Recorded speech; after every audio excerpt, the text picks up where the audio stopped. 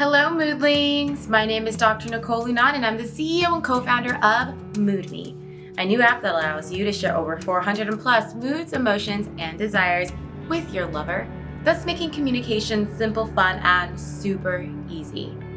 And welcome to another lesson brought to you by MoodMe. Today we're going to be talking about the psychological impact of coming from divorced parents, specifically heterosexual divorced parents. Imagine a child that is used to having both parents around, present, and living within the same household. The child loves having both parents there and is happy that they're all together, one big happy family. Then one day, one parent decides to leave.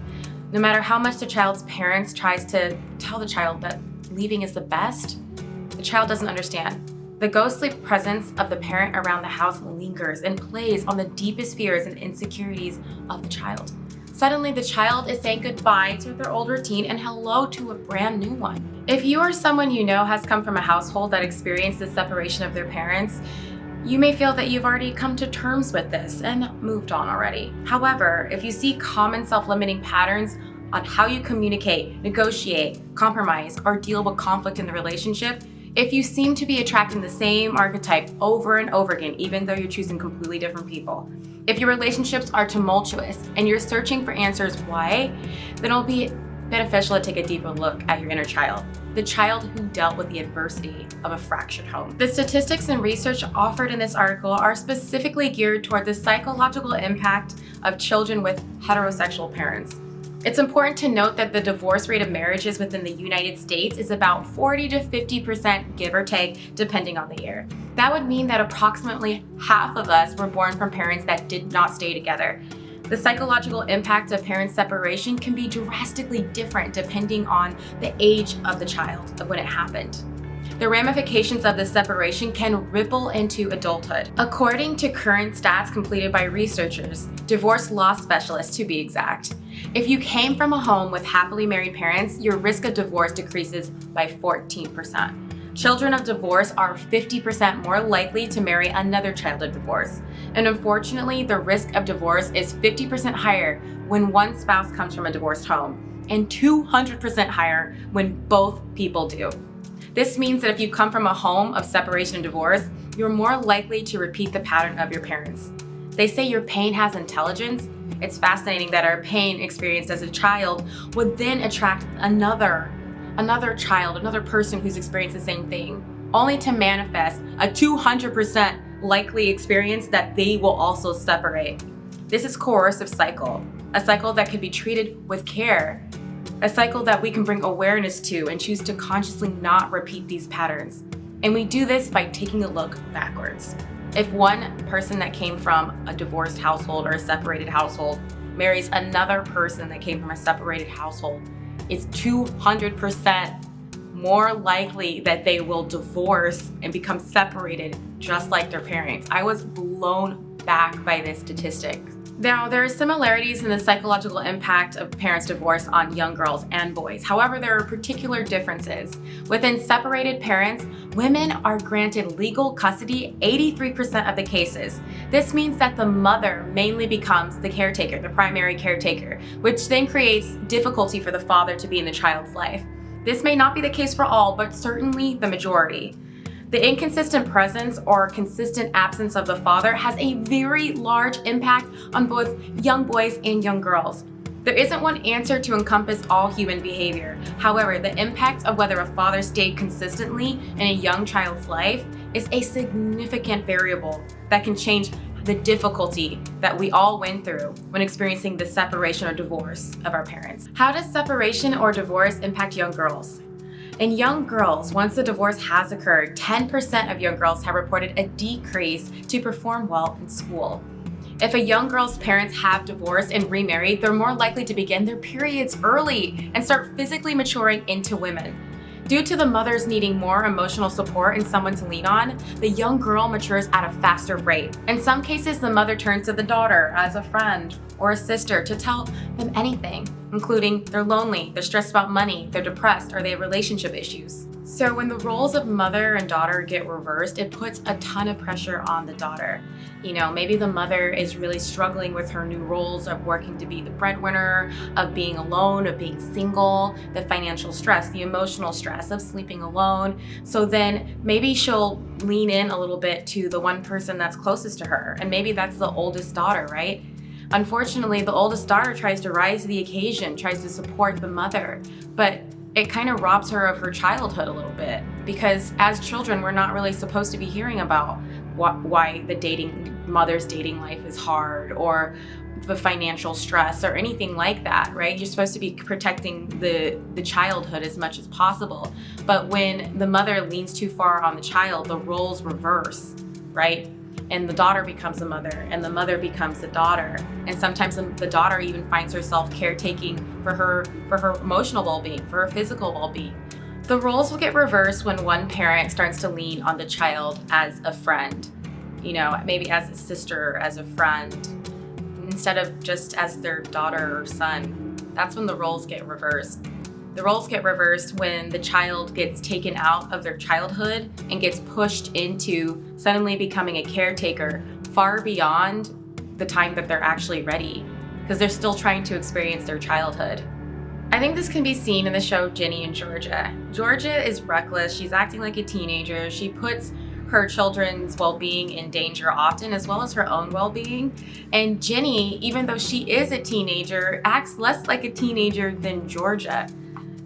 Ginny's actually cleaning up her mother's messes, making sure that her mother is having a high character and acting with high value. So you can see that the roles are actually reversed. Georgia is acting more like a child than Ginny, who is actually a child, or I guess she's a young adult, a teenager. And this gets discussed in the second season when Ginny is saying, there's too much emotional pressure on me. I don't feel good about myself anymore. I'm having to process and think about the things that my mother has done, and I'm having to internalize that. And Georgia just doesn't want to hear it. She doesn't want to accept that she has leaned too far into her daughter, gave her too much information, too young to process. Essentially, the young girl physically, emotionally matures faster after a divorce. According to research, little girls whose fathers are not around are more likely to end up in a divorce. Fathers can help their daughters create boundaries and create confidence in selecting their future partners. If the father leaves at a young age, it can create an abandonment void, and the daughter will work to fill this void. She'll become hungry for a deep, fulfilling relationship with a male, and she may have weaker boundaries around who to let in or how much she will take before leaving the relationship. This wound will attract the same situation over and over again until healed. Therefore, the young girl who felt abandoned by her caretaker, her father, will attract similar characteristics in her future partners. If the father wasn't present often in her life, studies have shown that they'll be more inclined to getting attention sexually as a teen. According to statistics, children who feel close to their father are twice as likely to go to college and find stable employment after high school, 75% less likely to have a teen birth, and 80% less likely to spend time in jail, and half as likely to experience multiple depression symptoms. If you come from a heterosexual household, having the father around matters. It matters. All the fathers out there, it matters. Your presence matters in your child's life. The statistics of bad things happening to your child to completely decrease if you are present. If you can be present in your child's life, they will have less hurdles to jump through in the future. How does separation and divorce impact young boys? According to work compiled by 3 researchers, one of them being Dr. Mavis Hetherington, a divorce specialist, boys are more handicapped by divorce as the effects are long-lasting and intense. The effects of divorce were seen to outlast the effects seen on young boys rather than young girls. However, it is important to note that boys typically act out their behavior, so it's much easier to spot, while girls typically bury their feelings under the pressure of being good little girls. With boys, divorces have been known to increase bad behaviors such as aggression, fighting. They may lash out, flounder at school, or fail at work. The differences between how girls and boys differ after divorce and separation lie in their ability and technique on how to express themselves. Boys have been found to become more dependent, whiny, and aggressive after divorce or separation. Research also shows that not having their father around delays their development, their maturity. They're more likely to suffer from depression when one parent leaves home, especially when they're not able to spend time with the other parent consistently. In different cultures, there's more pressure for the boy to become the leader of the family and to carry on the family name. Therefore, statistically, parents are 18% more likely to stay together if they have a son. There's not a clear answer to why, but many hypothesize the importance of having a father in the son's life no matter what. Unfortunately, if the parents' relationship is tumultuous, the son is exposed to detrimental relationship patterns and possibly abuse. It's also possible that the mother is more apprehensive about raising a son alone. When boys are young, they experience Freud's classic Oedipus complex, where the boys are competing with the father for their mother's love and attention.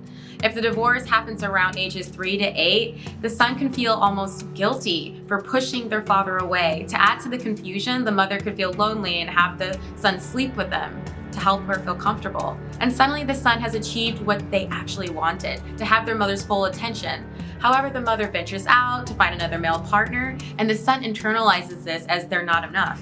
When the mother's new relationship advances and the partner begins sleeping over, suddenly the son is kicked out of the bed, he feels replaced, and not with his father, but a complete stranger.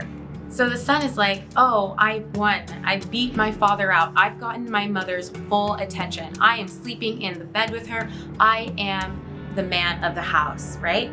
But when the mom goes out and explores her dating life, which, it's normal, the son can then feel replaced, can feel like, why are you spending all of this time with this new man when I already beat my father out for your attention, and now you're going to give your attention to another male, and this male is not my blood, he's not my father. And it confuses the son, and it makes the son feel betrayed, guilty, shamed, all of the above. And this all points back to Freud's Oedipus complex. So when the mother is alone raising a son, because mothers typically get 83% of custody, let's say that that's the majority, so we're going to speak to that. If the mother is alone raising the son, the mother could become possibly overprotective of the son. And as the son and wanting to explore his masculinity, he might want to do some dangerous things once in a while. He might want to ride his bike down a hill or climb a tree or go play by the rocks, near the lake. He's exploring his masculinity. An overprotective mother would try to stop those behaviors a little bit because of fear that the child is going to get hurt. Rather, a father may not stop those behaviors as much. Maybe the father would be there, but wanting the son to grow some type of strength and independency and learn how to adventure out, learn to explore his masculinity. So unfortunately, the mother could inhibit the son from allowing his masculinity to grow, whether consciously or unconsciously. If the son doesn't have a masculine role model to be there for him so that he can create his masculinity off of what he's seeing, then the son's masculinity might get inhibited or suppressed. Now the problems with that is once the son's masculinity is suppressed, it tends to rebound out further. It tends to be overly aggressive in the future when they're becoming teenagers, when they're becoming men. Because of that suppressed masculinity, they'll become overly masculine. And that's kind of where we see that toxic masculinity come from, because they didn't have a role model to be there to show them how to become a man. So when the son doesn't have a father to create his masculinity from, right? He doesn't know how to be masculine. He doesn't know what that even means. And if the mother is raising the son, because mothers get 83% of majority of the custody cases, the mothers get custody. So let's say that the mother has custody and the father's not around all the time or he's absent. The son has no role model to create his masculinity from. So sometimes with mothers, specifically with feminine energy, we want to nurture, we want to grow. We don't really want them to do dangerous things because we don't want them to get hurt, right? But sometimes that dangerous thing or that venture out to climbing a tree, to riding a bike down a hill, to playing by the lake, sometimes that's what that masculine energy, that little boy's masculine energy needs to venture out, become wild, to become a man, essentially. So with mothers, if we protect them from that, if we don't allow them to venture out into their masculinity, it gets suppressed. And if it gets suppressed for too long, it can rebound later on in life as a teenager, as an adult, and it can become overly masculine. So this is important. This is important. Young boys, it's important to have their fathers in their lives. It's hard for the young boys to have a role model in their lives, a masculine role model there to help them learn about how to become a man. So with that lack of like masculinity as a role model, they just suppress it, and then they rebound back again in the future, trying to be something, trying to be a man, trying to imitate what they've seen, but not have actually experienced, because they didn't have that role model on how to become a man. Vice versa, the young girls didn't have that protection around, the masculine, the father protects the family like this. If they don't feel that protection, they literally begin to mature into women faster. They start their periods faster. They become a woman faster, and they start attracting a lot of male attention faster because that male energy is not there protecting the family any further.